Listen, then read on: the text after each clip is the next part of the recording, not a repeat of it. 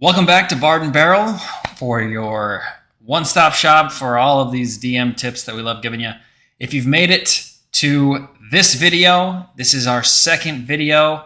You either enjoyed something that we said in the first one, or you've come here to rip us to shreds in the comments. So either way, welcome back. We are on the second part to our 7-part series for getting to know your players as DMs and things that we can do to engage our players.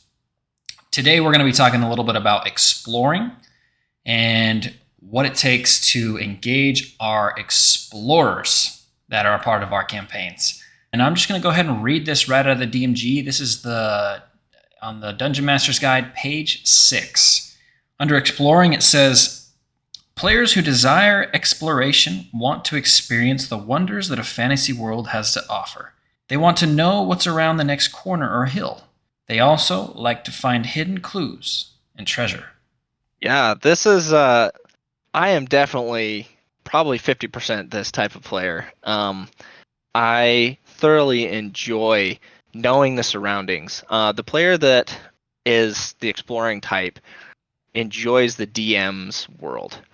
And by asking about the environment, knowing your surroundings, following the tidbits that the DM discreetly places in front of you and following those are ways of exploring the DM's world, is how I vision this. Exploring is not just walking around the wilds and exploring, the trees and the encampments that might lie and the monsters that might lie within, their environment. It's the actual story and the way that they have created their world and their campaign is the players that enjoy exploring. They love the DM's world. As a player, it's always fun to have options, right? And these explorers, they're going to exhaust all your options that you place out there. But if you're one of those players who, you might not be always just headstrong, let's get this quest done, let's go, like main quest. You might just be one of those people who are out there running around, cutting grass, breaking barrels, collecting money, exploring the edges of the cliff to find heart pieces, right? There's so many different things that you can do in any RPG, and it benefits the player if we can reward people for exploring your world that you've created as a DM. Yeah, going along with that, if the player expresses interest in your world, take advantage of that. I'm not going to say that it's rare, but a lot of the times we sit down to D&D because we want to swing our axe. We just want to beat something up. Most of us, that play kind of a casual version of D&D, that's kind of what we look for. And so when a player expresses that interest in a small tidbit that you might have left behind in a note that may not have meant anything, run along with it. Give them a little bit of meat to the, whatever it is that they're asking about. Even if it doesn't go anywhere, they're showing interest. Give them something rewarding. They asked a question. Give them some good feedback on that. And that allows them to continue to do so, continue to be looking for those subtle clues or things, that you say about the big bad guy that they might take to heart and be like, well, he's got a son, and so maybe we shouldn't kill him. Maybe we should keep him alive. It could change the way that the players act in your campaign and the way that they interact with things. So be aware of that and make sure to reward it when it does happen. Let's talk a little bit more about engaging our players then. This little section actually gives us 4 main points on how to engage these players. And let's chat about this first one here. It says, engage your players who like exploration by dropping clues that hint at things yet to come. This is one of my personal favorites as a DM, to be honest, is always finding little ways to drop hints for things in the future or to hook players.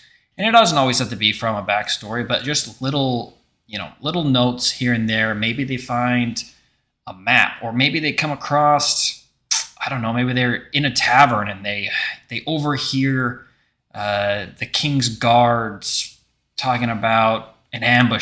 These little hints and little options are great ways to engage those players.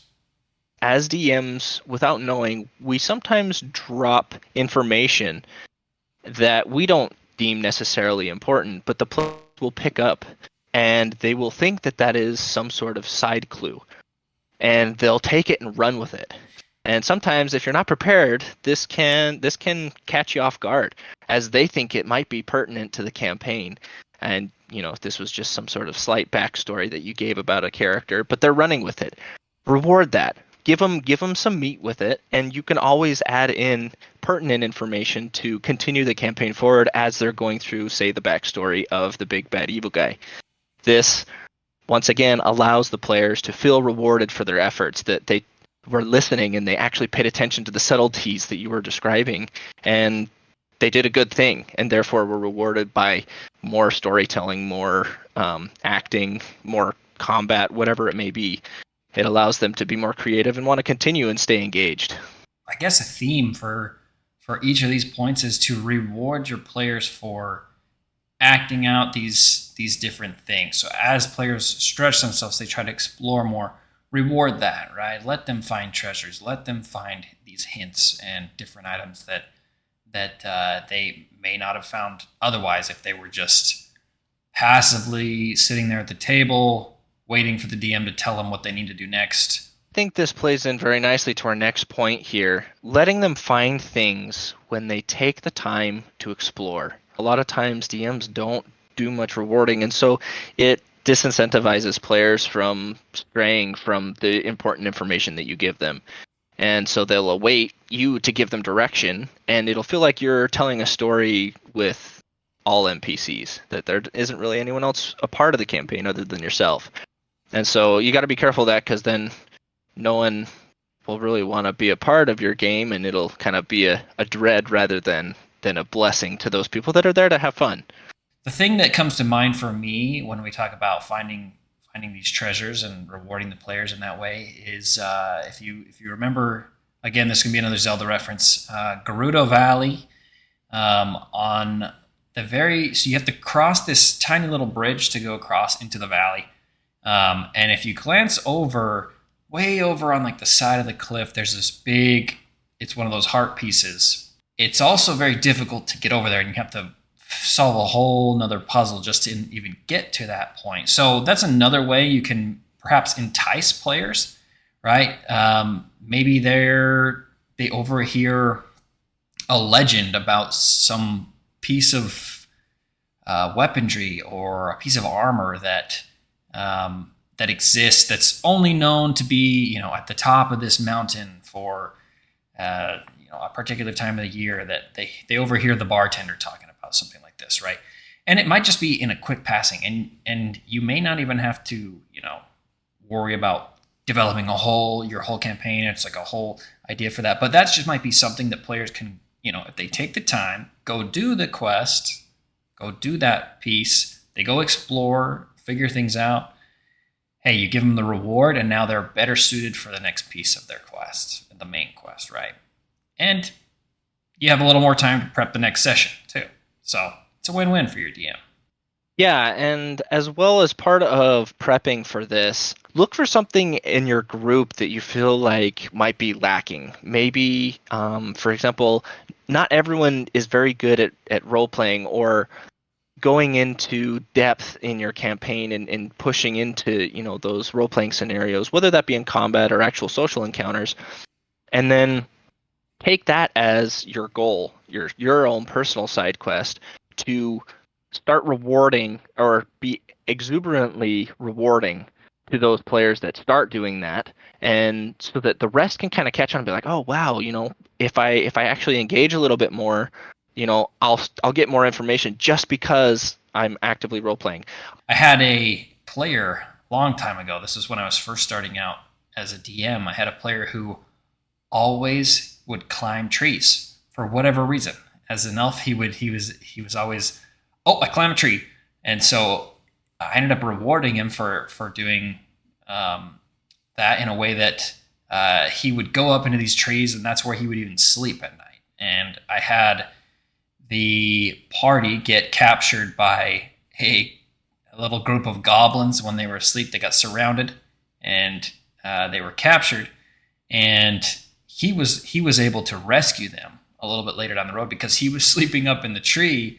And so when he woke up, his party was, all tied up and bound, and he was able to sneak around and, be again creative and find his way to solve the problem that they were in. And it was just a great example of exploring, not that he was looking for treasure or looking for different side quests and hints, but he was just, putting a little flair in his character, and he was able to be rewarded for doing so. Next point, providing rich descriptions of exciting environments and using interesting maps and props. This, as our third point, as a DM, will not always increase your total prep experience. I feel like this point is probably more improvisation. As you go about your campaign, if your characters are exploring, if they're traveling from one point to another, describe the landscape. Be not so descriptive that it becomes distracting from the current goal, but give them tidbits so that they know the environment that they're traveling. Are they traveling through a desert? Give them, touch all the senses. What do they hear? What do they smell? What do they see? What do they feel? Is it hot? Does it smell of, sweat? What, are they going through a dungeon? If so, it's kind of musty and its air feels really heavy because it's so humid. Things like that. It might smell a little bit mossy because of the environment. Put them in that environment as they're traveling around, and it'll give them a little bit more ideas and creativity for themselves of like, hey, if it's really humid around here, there's probably some water dripping, down through the cracks in the stones that I could use, as drinking water, or this spell requires some water, can I use some of that? And it'll allow them to interact once again with that environment a lot easier. This is something that I think as a DM, it takes a lot of practice to do. Somebody who comes to mind on this is Matt Mercer. If you've ever watched him lay out an environment whenever the players enter into an area, or if they're in combat, anything like that, he really takes the time and almost sounds like a narrator of a book. You get to feel the emotion, like you said.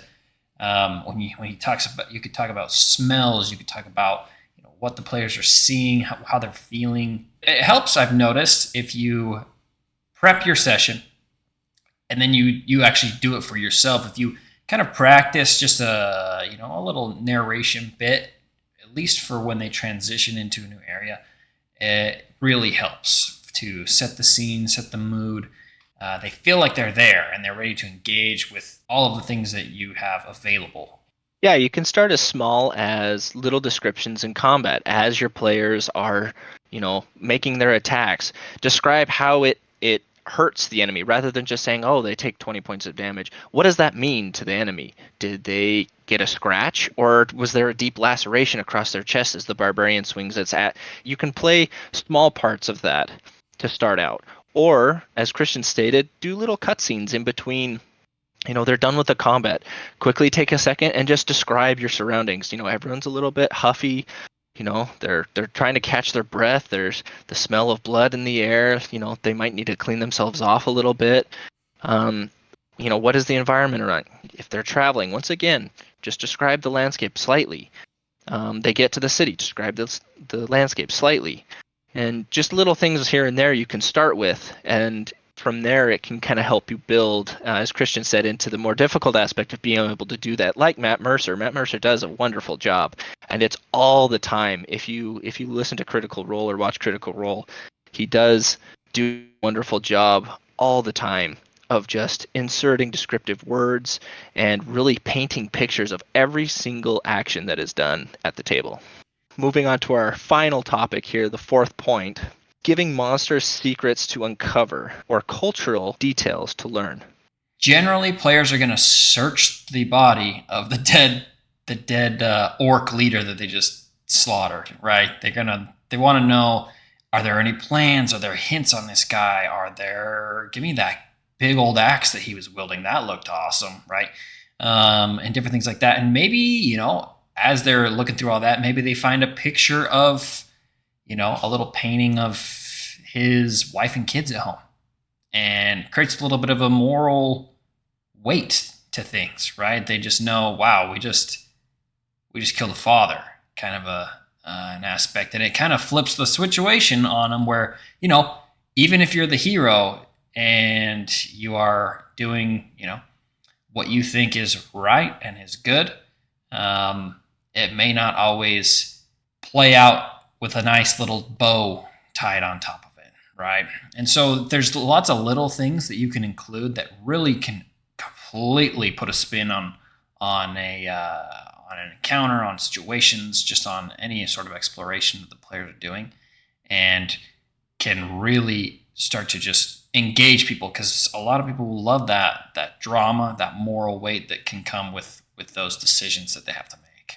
There was a time in one of my campaigns, one of the more recent ones that we ran, where I had the party was wandering through this little valley after they had kind of come down this cliffside, and they were following along the river, and they ran into a little goblin. I gave him a funny name. His name was Ponkle. I gave him a really annoying and kind of jittery personality. The dude was a musician. He played the jaw harp. Slowly was able to kind of build this backstory for this lowly little goblin that I had zero intentions of the players actually engaging with, nor did I have plans for them to have any sort of interaction this way with them. But because they chose to stop and interrogate one of them, or hold one of them as prisoner, I gave it a personality quick. But it ended up being a very enjoyable NPC that actually one of the players, because they ended up dying, ended up becoming this character because they loved him so much. Yeah, and again, like we said, the key point to this is rewarding your players for those interactions, for that exploration. As you reward your players, right? And it's just like training a dog, unfortunately.